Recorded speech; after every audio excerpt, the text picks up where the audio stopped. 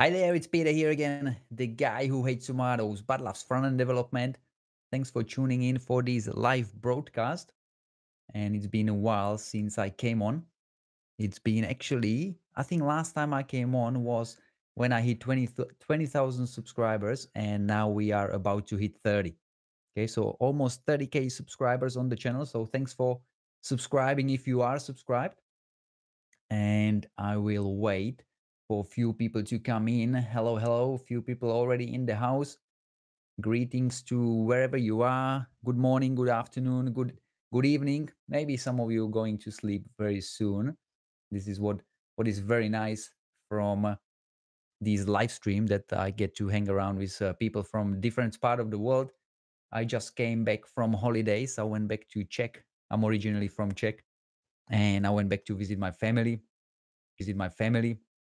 But now I'm back in Australia, ready to create more tutorials. And that's exactly why I wanted to hang around with the subscribers, with you guys. What's up? What's up? How are you? I'm good. Thanks for tuning in. And as I said, today it will be short live stream. I wanted to give you an update on what's coming up on the channel, get some feedback on my latest videos, and then also answer some of the questions that I've got listed here. Okay, so big shout out to Sarah Dresner. She got married. Obviously, if you don't know Sarah Dresner, she's a CSS and animation guru and very popular in the digital industry. She got married to DZD, who is an engineer at DigitalOcean a couple of weeks ago. I think currently they are honeymooning in Hawaii. So shout out to them. Hopefully they're having great time. And the other thing I wanted to mention is the Gutenberg WordPress, the new addition to the WordPress backend, and how you actually create new content. Has anyone from the house, anyone here, played with the WordPress and the new Gutenberg sort of reactive way how to create new content? Have anyone played with it? Thank you. Some nice comment. Has anyone played with the WordPress, with the new backend? Because I think a lot of WordPress developers are more into the PHP, and they not really comfortable with working with React. So I'm curious if any WordPress developer dive into and start using the Gutenberg. Okay, that's my plan. I just wanted to have a look at it. So over the next couple days, I want to download it and see how the React plays with WordPress. Where are we tuning in from? I see some exotic names, so I'm sure we are tuning in from a different part of the world. And thanks for coming in. The other thing I wanted to mention is the last, I don't know, 6-7 videos. Can you upload video on progressive web app? Okay, Syed's asking. That's a very broad question, to be honest. That's very broad. You need to be more specific. What kind of app you would like to learn to build? Argentina, greetings to Argentina. South America is in the house. I'm from Czech. I just mentioned at the start of the broadcast, I went to visit my family, but at the moment I live in Australia. Okay, so Mexico, South America, looks like we have a lot of South American awake. Must be the end of the day for you, I guess, because it's the start of the day here for me. Okay, so before we go into Canada, greetings to Canada. Before we get into the questions, so keep your questions for a little bit later. For now, I just wanted to get some feedback. Recently, in the last probably a month, I published a lot of videos on VS Code extensions for React developers, for Angular developers, how to debug React apps, how to create page transitions in React and React Router, some animations in React. Have any of you watched these videos, and did you find them useful? Okay, just wanted to get some feedback whether to keep going on the React side, or some people asking me about tutorials for Vue and Angular. Okay, so what do you think? Should we keep going with the React and React animations, get more complex maybe, or change to Vue, change to Angular? Can you give me a difference between React and React Native. Julian, very cool about React transitions. Good stuff. Very useful. Have you done good research? Okay, you've done good research. Thanks for that. In my work, I was with Vue. There is a typo, but I guess that's Vue. Cool. React. Can you give me a difference between React and React Native? So React is obviously JavaScript framework. React Native, you still write the same code, but you can export it and deploy your application to iOS or Android. Okay, so it's a way how you create web apps for Android and iOS devices. Okay, so React is for web. React Native is for iPhones and Android phones. Okay, Vue.js is nice. Vue.js is nice. So no Angular, guys. No one interested in Angular. That's interesting. Because the last company I worked at was a mix of React and Angular, and I would say that the Angular is a little bit more useful for big projects, bigger teams. Scales pretty nice. And the latest version of Angular, the Angular 5 or 6, I don't even know what the latest version is, but it's very modular, and all the components nicely put together. It's really scalable, and you can jump between projects quite easily.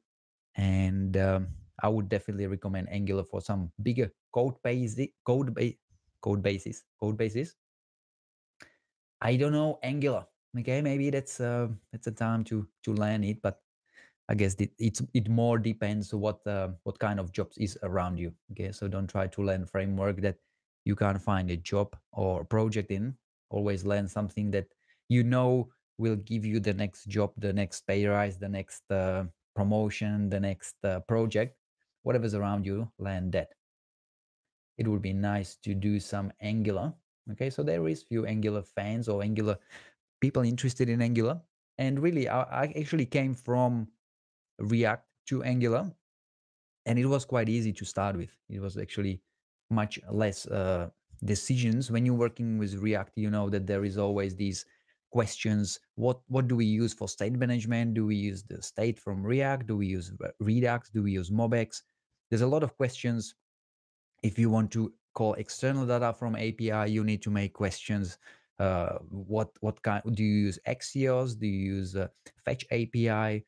There is a lot of questions when you're working with React daily basis. You need to make some decisions, but I felt that working with Angular, there is less questions and more working.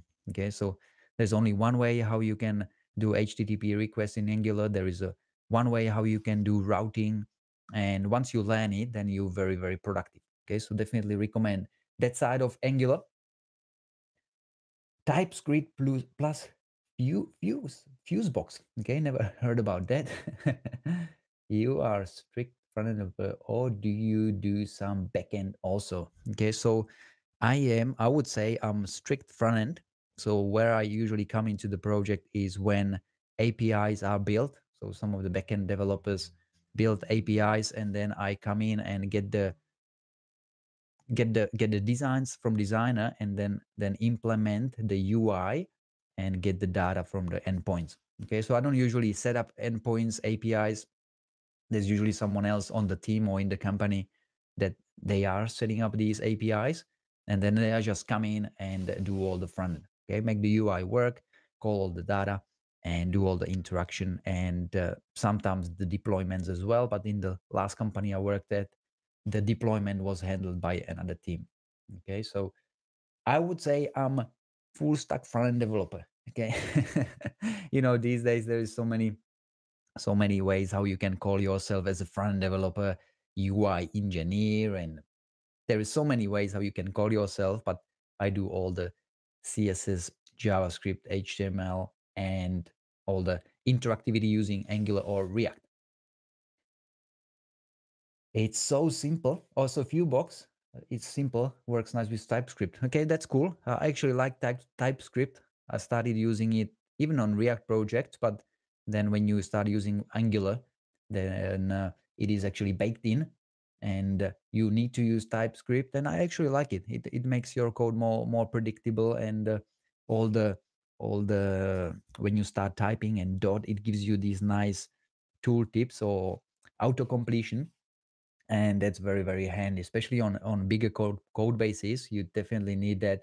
You create your interface, and then it's very nice and easy to actually work with it. So I recommend TypeScript even for React projects, but when you're working with Angular, you definitely come across TypeScript, and you need to learn it as well. Okay, so these are all the questions. Again, thanks for coming in. We have got 10 people in the house, which is fantastic. I've got some questions written here, and these are questions from, I guess, all of you know Syntax FM, which is the podcast by Wes Boss and Scott Tolinsky. And the other day on the weekend, they were recording a new episode of the podcast, and they did a live broadcast as well. And at the end of it, they had Q&A, and because they had so many people watching, there was a lot of questions that haven't been answered by them. So I sort of wrote them down, tried to go through some of them here, and then I can answer some of your questions. So keep your questions for now. And one of the question was, why have you not created many Vue or Angular tutorials? Okay, and the reason was because I started working with React first, so I was most comfortable with that. I felt the most knowledgeable to start teaching React first. With Vue, I have only little. Oops. Okay, I thought all the comments disappeared, but now they are back. So back to the question, why have you not created any Vue or Angular tutorials? As I said, first was React, and now I'm thinking about Vue or Angular going forward. Okay, so I think the next one would be Angular. I'm more comfortable with that as well. And from what I've played with Vue, once you learn Angular, Vue is pretty much similar in the way you write your templates and everything. So Vue and Angular, very similar, very easily to jump from one to the other. Okay. Any tips on staying motivated and finishing tutorials? I'm great at starting a bunch of them, but never manage to finish them. Okay, so I think that's like everyone. I'm the same.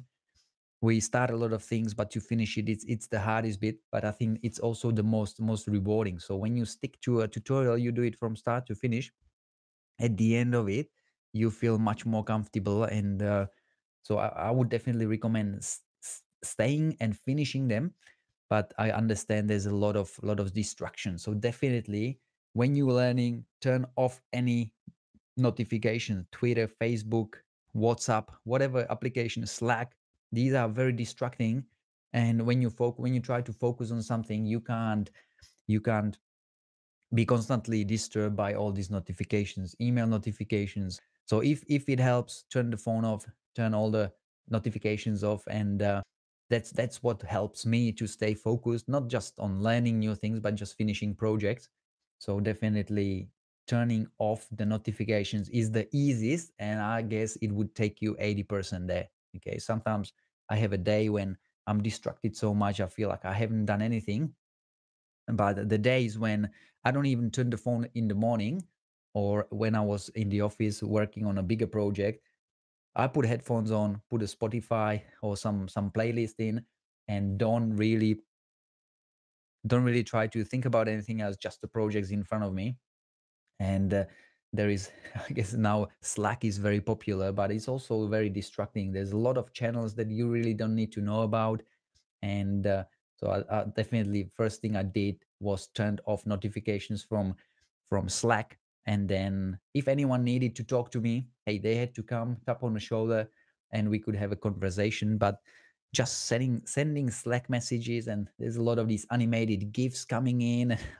If you need to work and focus on something, you need to get rid of all this. Okay, so definitely recommend turn off notifications as the first thing. Hopefully that will get you to finish more tutorials, not just start them.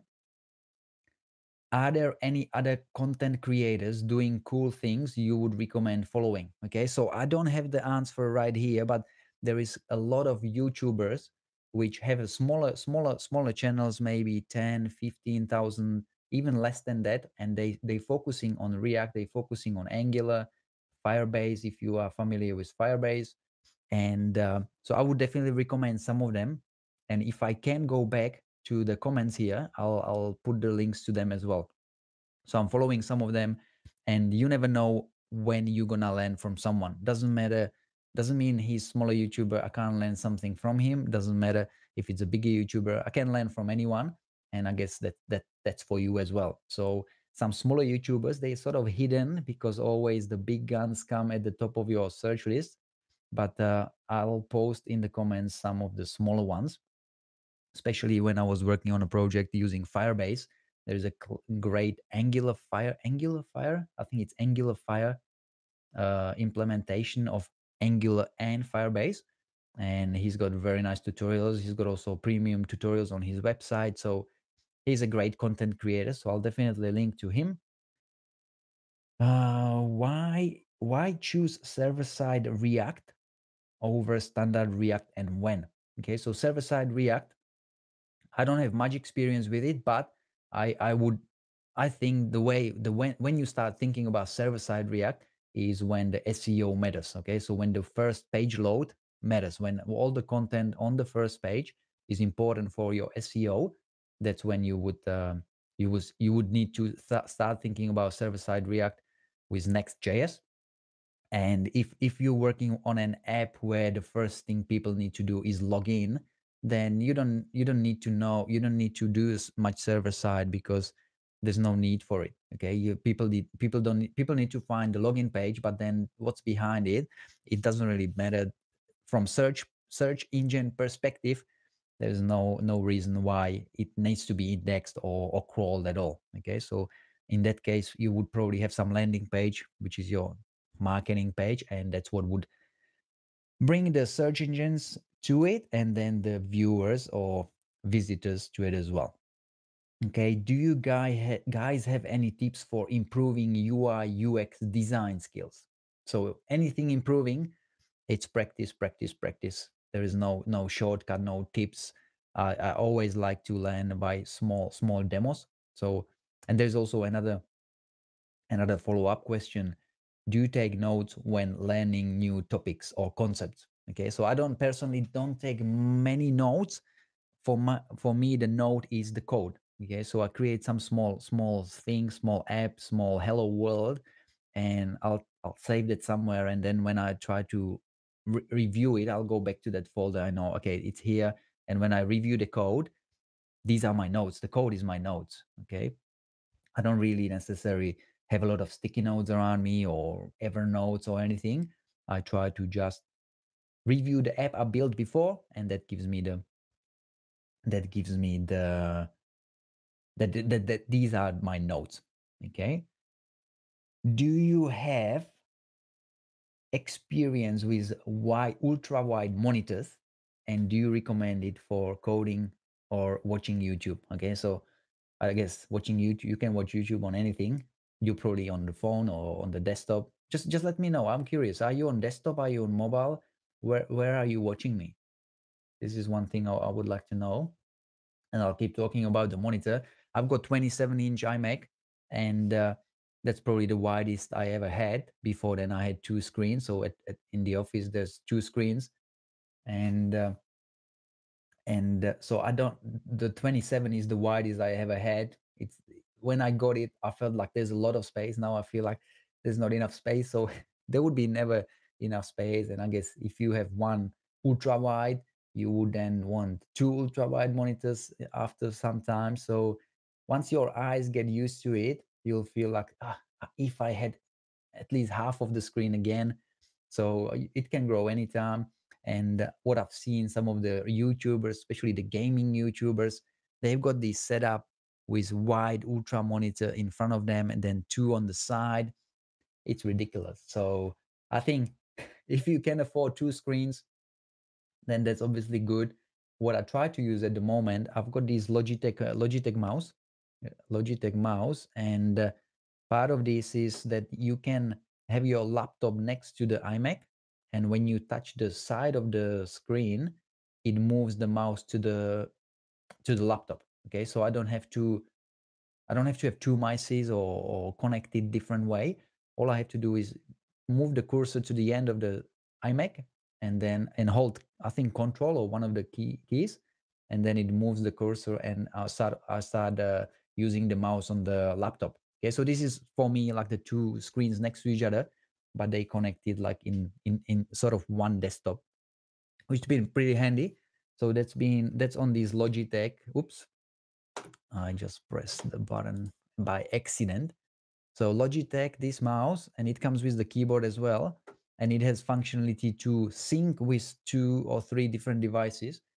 And recently, I just find out that there is the feature to use your laptop and your iMac as one screen. Okay, so it just connects over Wi-Fi.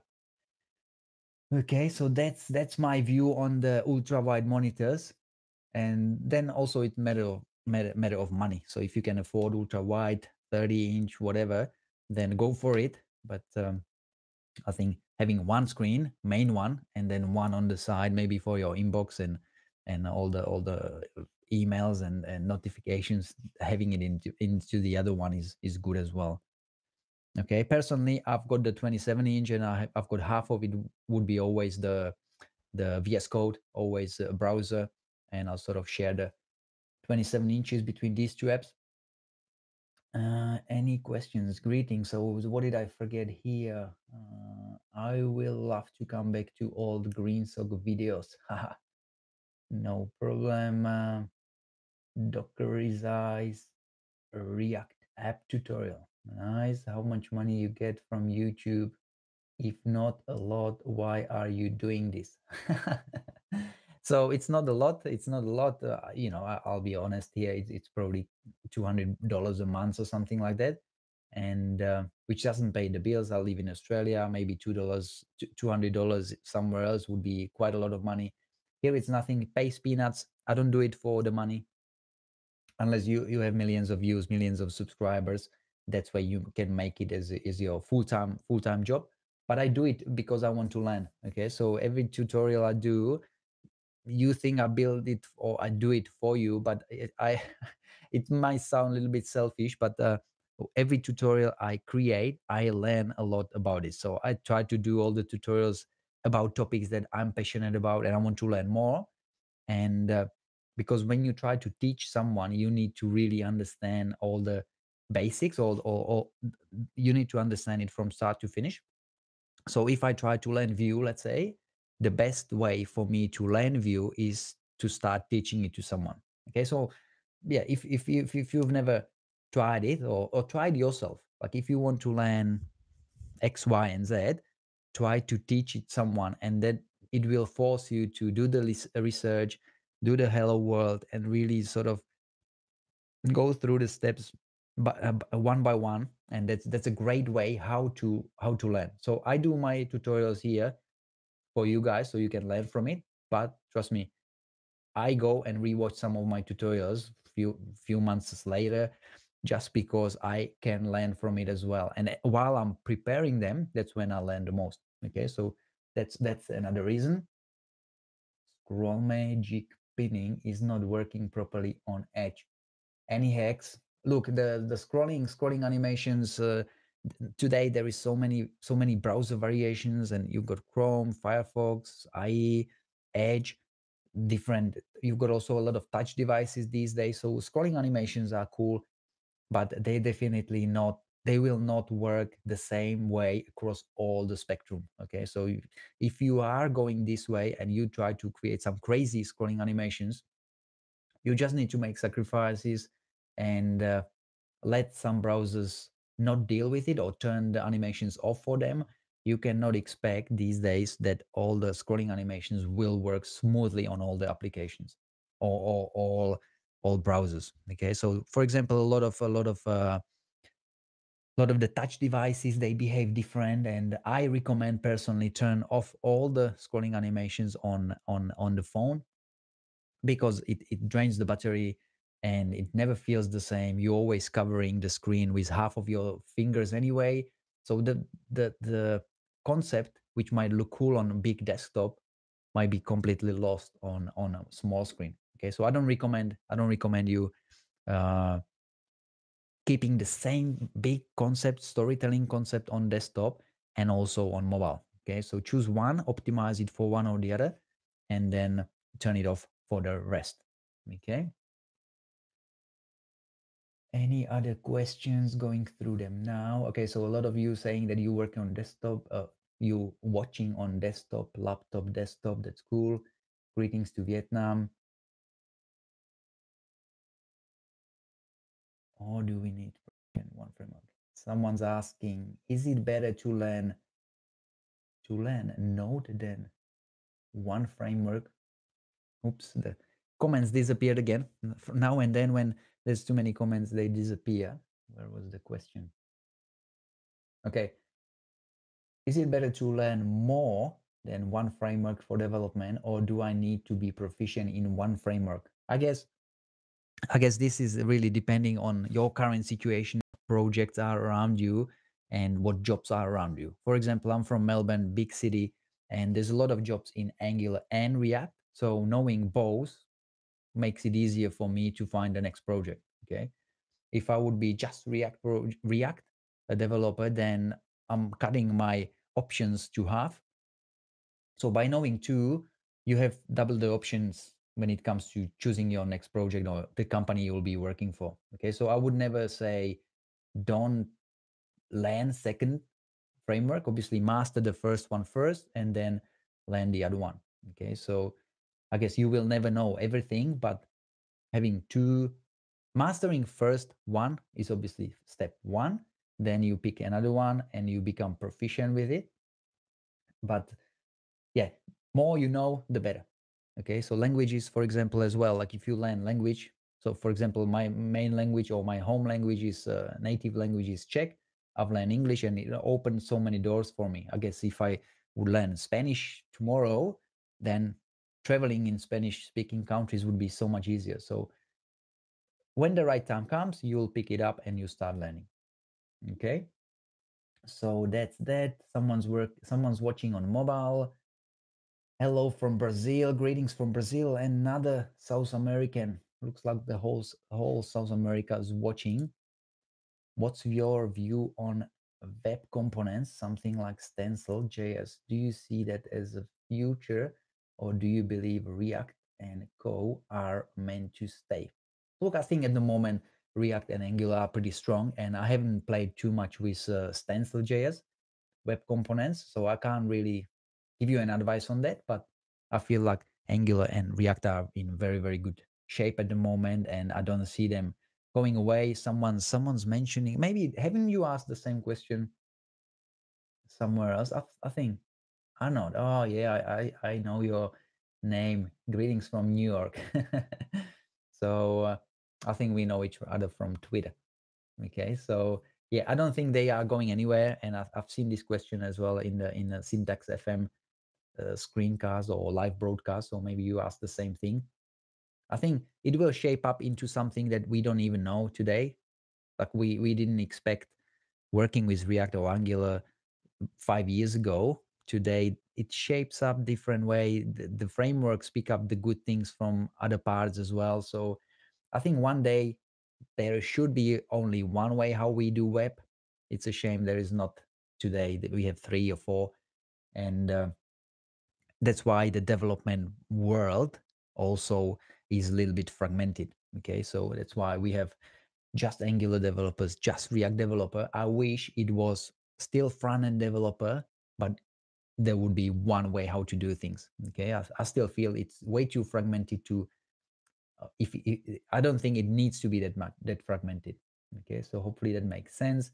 Which builder for WordPress do you recommend? Builder. Do you mean some sort of the backend page builder? Because that's I've used some of them. I think a lot of them were a little bit clunky to my front end experience, and every time you add a component in there, it was refreshing. It was quite slow. I don't even know what it was called. Something press. I guess everything related to WordPress is something press.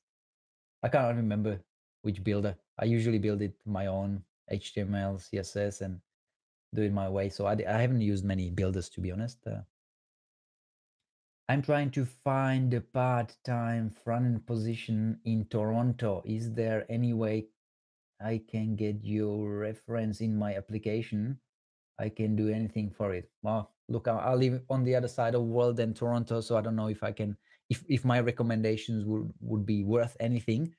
But maybe someone in the house is from Toronto. We've got someone from New York, so that's not too far from Toronto. Maybe he knows someone. Leo Munoz, learn Spanish. Yeah, okay. If I had time to pick up another language, the real language, I would definitely do it. Before I came to Australia, I used to speak better German than English. So German is also in my head. Spanish would be completely new. I think you got the hola, is it? Hola. And we actually met couple. One of my friends, he's a football player, Spanish football player, and he was playing in Australia. We became good friends, and and we visited them. And he was talking to his kids, and he was always saying something, which means stop, not stop. Well, he was saying para, and something else as well. I forgot the few words I picked up while he was talking to his kids. It's interesting what are the first words you pick when you live or when you spend some time with some other language. So I've learned some simple Spanish words. What do you think about graphic builders for WordPress? Elementor, Divi, Beaver Builder, which of those do you prefer? So from all the ones you mentioned, I only know Divi, and I think it's the big one, big template where there's a lot of components and you can build your pages from that. I think they're great. I think they definitely can speed up your building process, but then you become more as a configurator. So you're not really developing anything. Developers build the Divi and you are just building it. So be careful if you build your career on just using these builders, then you might sort of be outdated when it comes to actually building something using HTML, CSS, and JavaScript. So I think the Divi can, assuming Elementor and Beaver are in the same sort of spectrum, I think they definitely can help you, can speed up the process. I guess then you speed it up, you charge still development time, so you can make some money on it as well. But once the customer or client starts asking for some customization, you'll have it very hard time to customize anything. Okay, you always need to start using what the developers already pre-built for you, and any other deviations of it would be pretty hard to make. I'm not sure how flexible all these page builders are, but I don't think they are that flexible that you can take any content and modify to whatever you like. Okay, so also if you using something like Wix or Squarespace, I don't know any other frameworks like that or page builders, but they work until specific, whatever the basic criteria is. They are very generic, but once you start to customize it and the client comes and say, hey, we need this and this over here, and you say, oh, but the Divi doesn't support it, or then you would have a very hard time. So you need to make the call. How likely is the client requesting some of these modifications? And if they're pretty happy with how the Divi content is pre-built, then why not to use it? Okay, always use something that will get you to the finish line quicker, faster. You can charge for it more, and have a good holidays. Okay, so yeah, I think that there is a place for it. If there wasn't a place, it wouldn't be products. Okay, so none of these would exist. So definitely there was a need for it because it was pre-built. There was a lot of requests, and a lot of websites, when you look at them, they have the same header, footer, content, image on the left, image on the right. So once you build this framework, then it will get you there 80%, maybe 90, some cases. Okay. Ein bisschen. German. Sprichst du Deutsch? Why do you hate tomatoes? Okay.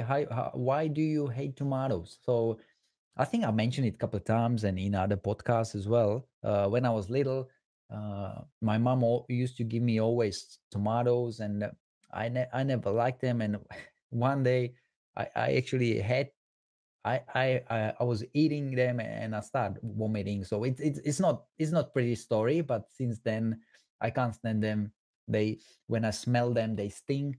The texture in it makes me sick, and I'm not allergic. If you give me $1 million, if I eat tomato, I would eat it. Okay, so I'm not allergic to it. I wouldn't die, but I hate them. Okay, so when I was thinking about the name of my portfolio, I said, I hate tomatoes. It's easy to remember. I say it once, everyone remembers it. I guess you remember it as well. So must be something good about it. Okay. So they definitely changed my life, but in a good way. Okay. Are you gonna do more website analysis videos? Like the front end distilling series you had before. Yeah, I can do. Definitely. That's one thing. I'm still doing them for myself, but to actually go into the code, break it down, and then analyze and see how it was built. Uh, I can definitely do them. If you have any websites that you're curious about it, I can let me know in the comments or hit me up on Twitter at Ihatetomatoes, and I can do mini series of some of them. I have a backlog of websites that I need to do, and so yeah, if you have any websites you want me to deconstruct, I call it deconstructions because that's what it is. You look at the code, you look at the animations, transitions, and you try to break it down. So let me know. I just learned React on Udemy, but I don't work on real world project. Does it matter? Does it matter? Does it matter? I don't know why would it matter. So if you learning, you learned it on Udemy. That's great. Thumbs up. And don't forget to check out my React tutorials as well. That you might pick some other tricks as well. And I'm sure you get a real world project soon. So first thing is to learn it, whether from Udemy, from YouTube, or from other Squarespace, Pluralsight. There's a lot of learning resources, but after that, you'll need to pick up the real world example. Whether you make it or whether someone gives you a job, that's another question. But yeah, the real the live project or the real life project, the real world project will come soon. Okay.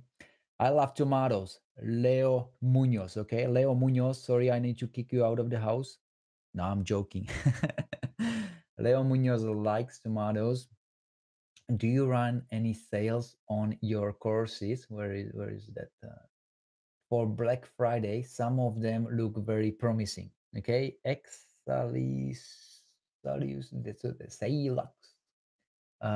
Yes, I do run some Black Friday, Cyber Monday, usually around, I think it's end of end of November, I think it is. Yeah, so stay tuned for that. And if you want some coupon, maybe hit me up before then, so you don't have to wait until then. Some of them look kind of outdated though. Yes. So I know that scroll magic parallax, it's sort of the phase is gone. So I'm not pushing them or anything, but some people now and then still need it. So I'll keep it there. What made you want to learn web dev? What made me? I don't know. I was always into web, and I was playing football, and after football, after training, I came home and I was gaming on a computer. And then as I grew, obviously gaming doesn't give you any useful skill. So I started looking at the web and how it was built. So for me, it was always web and football or soccer. And so it was natural. I just, yeah, all my free time I spent just deconstructing websites, how it's linked together. And over time, I sort of picked up new skills, CSS, and so on. So yeah, what made me to learn it? It was just I was curious, and I'm still curious. I'm still curious to learn something new. So that was my sort of inner passion. I always want to learn how to make those great sliders that are full page and change with the DOM wheel. Change with the DOM wheel. Not sure what you mean by the DOM wheel. Okay, how to make Great sliders. Yeah, look, slider, they might look complex, but if you look at it, there must be some big div moving and inside of it some other content. So when you break down complex slider, it behind it, it's something quite simple. So your logo is freaking great, very memorable and witty. Do you get inspired in some other logo? I didn't do the logo. I had a designer, one of my friends, Jason Mitzios. He's a great designer, and so I came up with the brand. I told him it's Ihatetomatoes. So the first variations of the logo, and somewhere on my channel, in one of the updates of the channel, I go through all the variations of the logo, and but he came up with the current one. Okay, so I like it too. When he showed it to me, I was like, yes, I love it. I wear it with pride on my t-shirt too.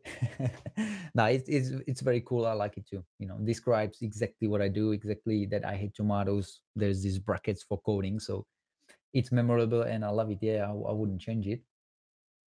I thought you had more of an inclination for design than web dev. No, no, no. I'm more coding. Everyone thinks that or says that I'm a designer, but I do more coding. I'll do 98% of code and 2% of design. So for example, these card, when if you look at the screen, the name and all the text and the background behind me, I've created that, but I'm not the designer for that. You know, I'm more coder. So I just know what looks good and I can give feedback on stuff. But if you give me blank canvas and tell me design a website, it would be average, you know. So I don't pretend to be a designer, and I never applied for design job. It's been always the coding. Okay, I might do I hate pineapples logo. Do it. Go for it. Go for it. I'm sure it will be a little bit competition to I hate tomatoes, but I hate pineapples sounds good too.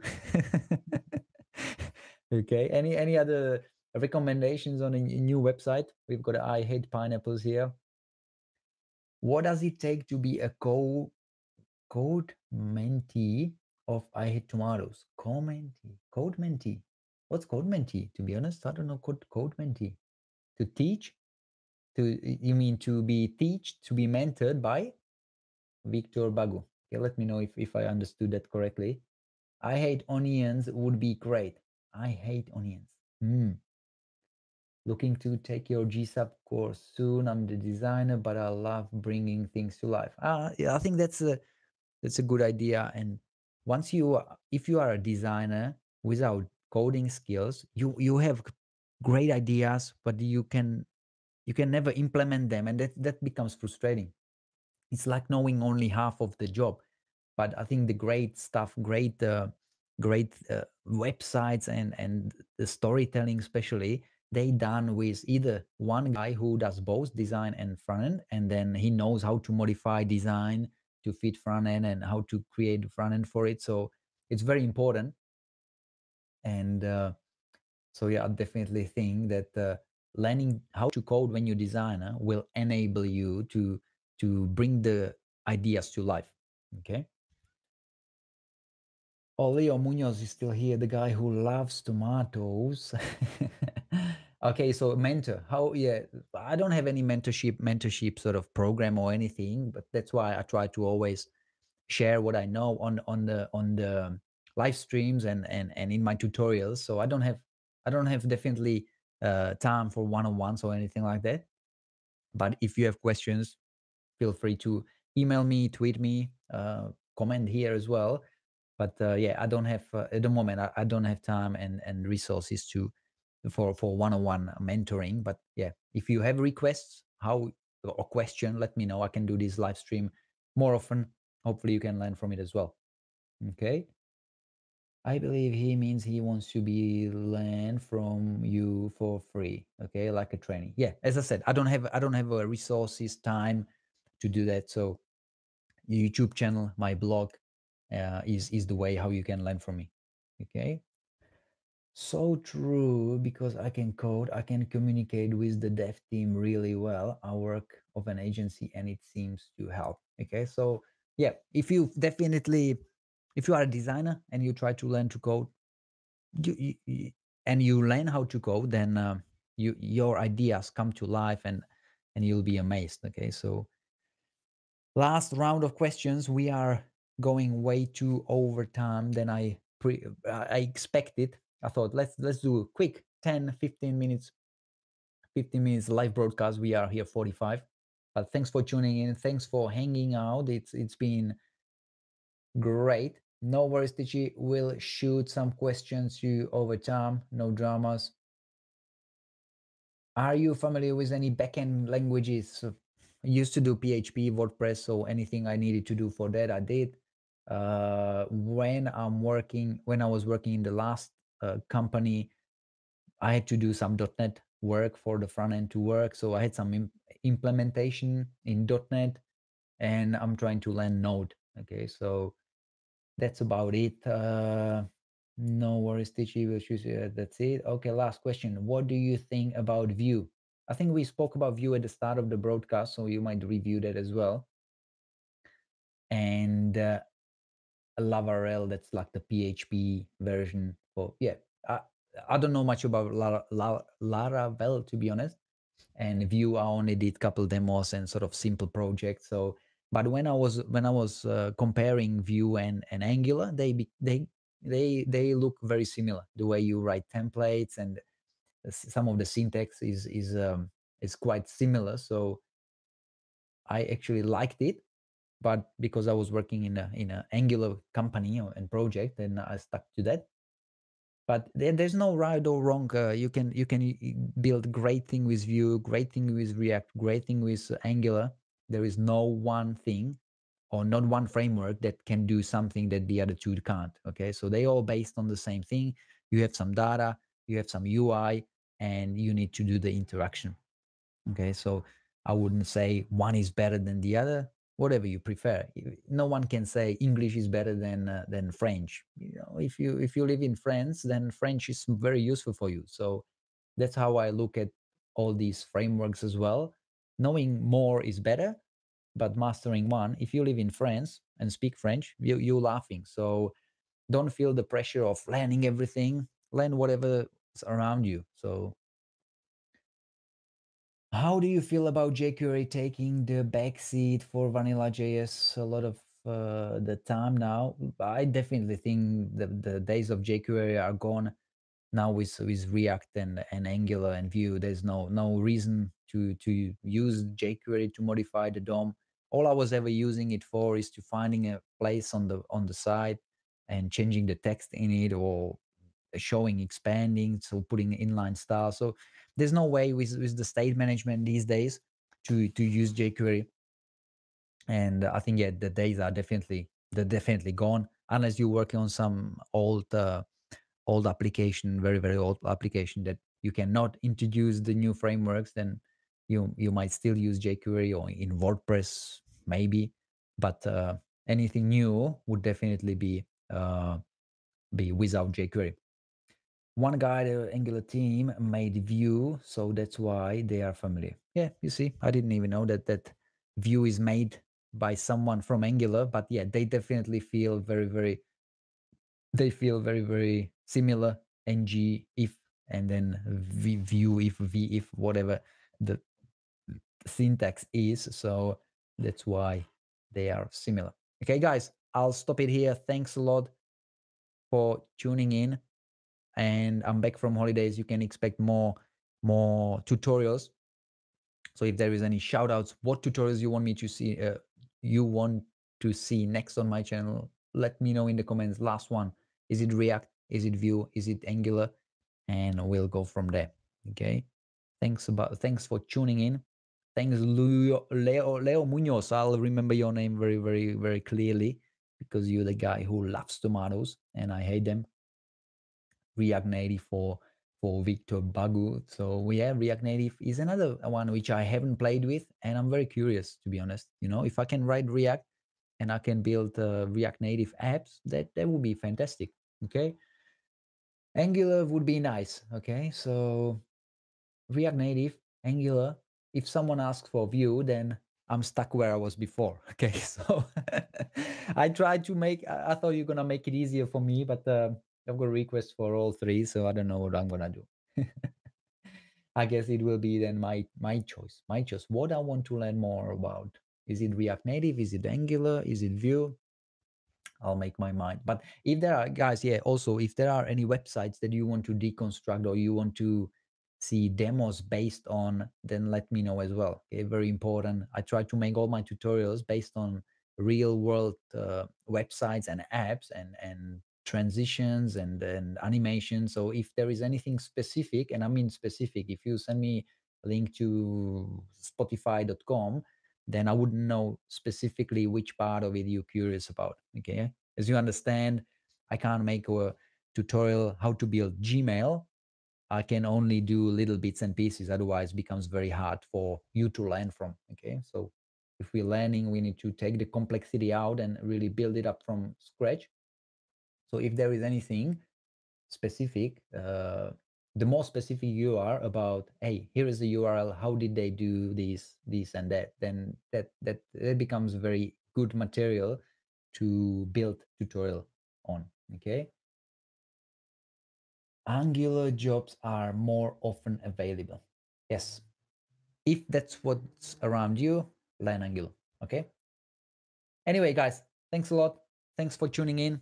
Lovely to hang around with a lot of South Americans and anywhere else. We had some guys from New York as well, Canada, Toronto. Hopefully, you're working on something exciting, and I'll catch you in some of my future tutorials. Okay. As I said, if some of you asked for discounts for my courses, let me know. Hit me up on Twitter, or even better, send me an email and I'll hook you up with some coupon codes. Okay. I've got some React, some GreenSock, some Scroll Magic tutorials. And if you are interested, yeah, let me know and I can hook you up with something. Until next time, happy coding.